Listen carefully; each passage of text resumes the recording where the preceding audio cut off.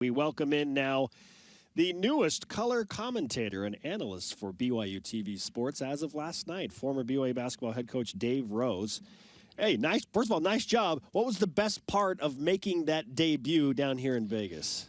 The best part has got to be the fact that my debut as a Division I head coach, we lost, and last night we didn't lose. We just You won.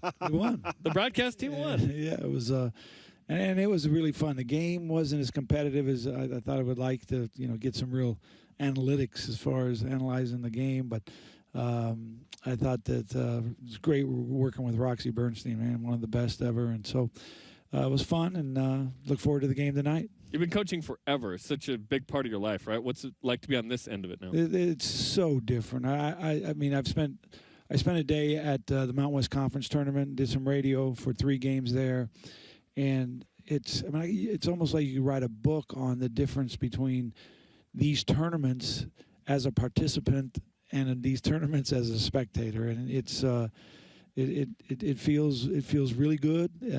I'm really relaxed. I'm excited. But the memories of, the 14 years as the head coach at BYU in the Thomas and Mack and those Mountain West Conference finals and now moving over here to the Orleans, and it's pretty fun, actually. And I don't say fun very often in my life, so that's good. It's good you're having fun. This is fun. Yeah. BYU Basketball has a 9-day layoff. They are one of the hottest teams in the country. They've won 9 in a row, but now they got to sit around for a while. So let's discuss the pros and cons of having that lengthy layoff, starting with the pros, if there are any. Well, it's not only a 9-day layoff, but you take the week before where they had a bye. So they've only played 1 game in, 16 or 17 days, which is really different at this time of year. I mean, as a player, going through it as a player, you don't want 3 or 4 days of practice. You want to play, and as a coach going through it, you want to get that game plan in. You want to know who your opponent is, and you want to get ready and then go play. And so those are emotions that you all have to deal with. The fact that your team gets rest, okay, that's a good thing. And as a coach, you're going to make it all seem really good, because you don't want your you don't want your players to vacillate back and forth with their focus. They just want to be dialed straight in. But I can tell you this right now, that Coach Pope and his team wish they knew who they were playing with this break, because you can really dial in preparation. But right now, I guess, what are you talking about? There's 3 different possibilities right now. Santa Clara, Pepperdine, or St. Mary's. Right, and so they're probably dialed in on the higher seed in St. Mary's, but still there's possibility that you could play 3 different squads. Any cons, if any, to waiting. You have to wait, but you get healthy. And so what do you think of this format, by the way, which is basically what Gonzaga wanted? Is we don't want our RPI, previously net, affected negatively. We want to just show up Monday and play. And this is the way they had it before BYU came into the league. And when BYU came into the league, then they went to a true, semifinals or quarterfinals, semifinals, final. This is interesting, and right now I'm sure BYU really love it, because the top teams, you love the opportunity to just have to come in and play 2 games. And there's not a Sunday break anymore, which is always an issue when you play on a Saturday, and then you got a Sunday off, and how you prepare for that Monday. At one time it was a final, and then it moved to the semifinal.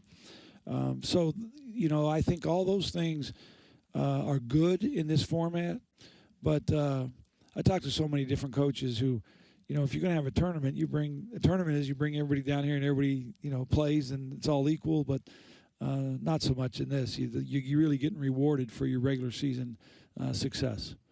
All right, let's look at these games from a matchup standpoint. BYU, again, if the higher seeds prevail and chalk moves on, will take on St. Mary's on Monday, and then potentially a rematch with Gonzaga and that rubber match for a championship on Tuesday. Just from a matchup perspective, personnel to personnel, which team is the tougher matchup for BYU, the Gales or the Zags? Well, I think when you talk about, the matchup, obviously you've got to talk about the team that has been the most successful here, and a team that's been number 1 in the country for 4 weeks, number in the top 5 in the poll almost all year long. I mean, that's going to be a really tough game when you get to that. But as far as the style of play, the St. Mary's game, I mean, it's an issue because Gonzaga plays a lot more like BYU plays. I mean, there's a lot of possessions. It's up and down. You get into those St. Mary's games, especially in a tournament. And Randy knows that his team isn't the deepest team he's ever had. He's got Jordan Ford that's playing more minutes than I think anybody in the country, and he has to be on the floor for that team to be good. So I think he'll limit possessions even more now in this tournament than he did in the regular season. And that just means you have to be so much better in your execution on every possession because you're not going to have as many. So, you know, it's funny because you sit around from the outside, and right now BYU's not even thinking about Gonzaga. And this is what we're talking about. You know, what matchup would you rather have?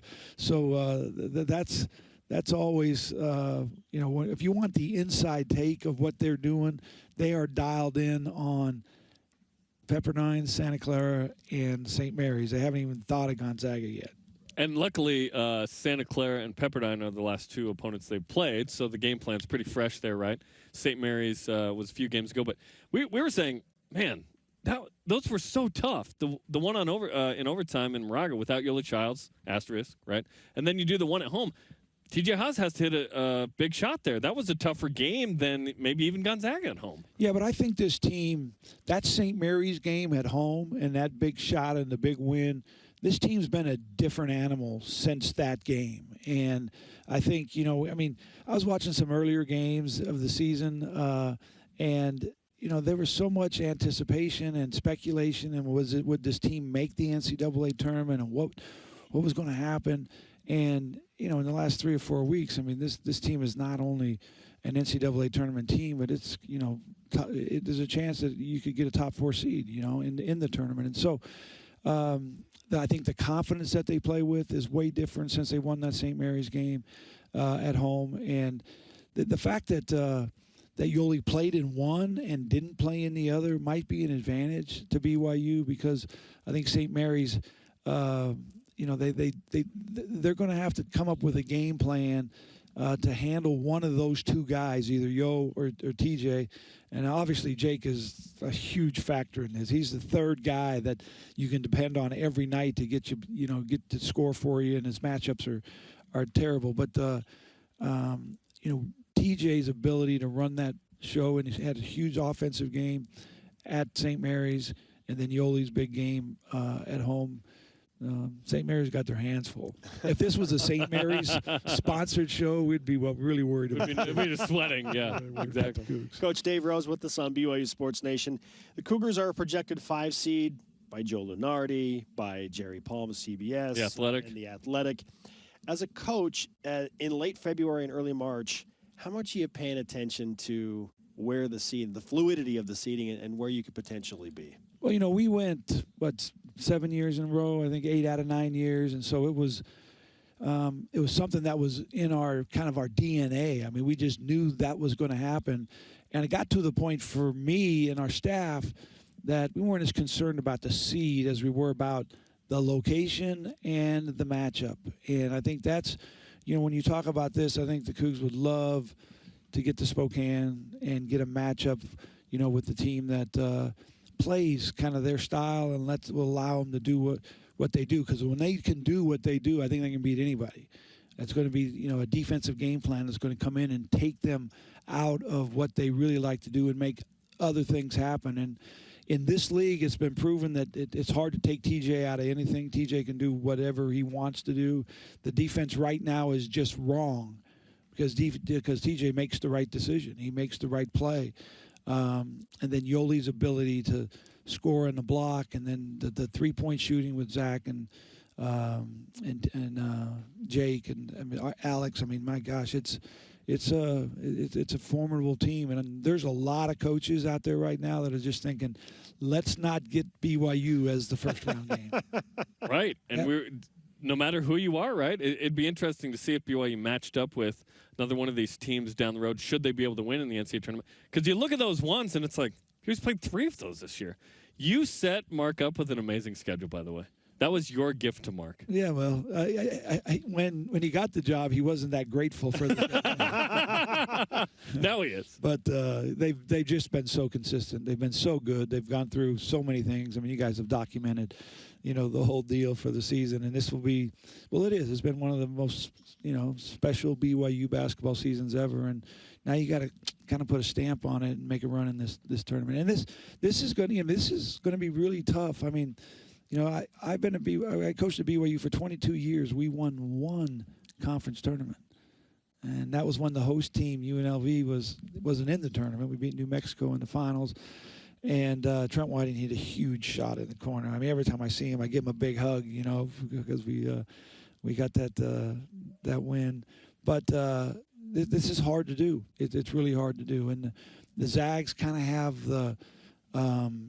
the mantra of, hey, it's our tournament, and we come down here, and this is what we do, and the whole Zag Nation shows up. It'll be a heck of a crowd if it is Gonzaga and BYU.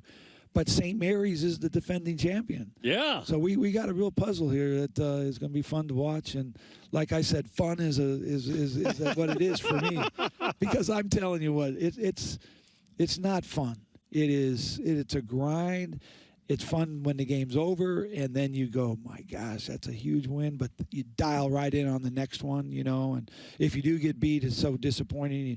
You got to spend so much time on putting your arms around the guys and get ready for the next game, whatever that game is. And this year, BYU fans know that there's going to be an NCAA tournament game, and so. But that doesn't at all, make you feel any better if you don't get done here what you really want to do. Coach, great to have you in the fold, man. Let's do it again tonight. All right, we will. We'll do it tonight. Hang out tonight. We'll get a much better game, I'm sure, with Santa Clara and Pep tonight. Yeah. All right. Absolutely. Okay, coming up,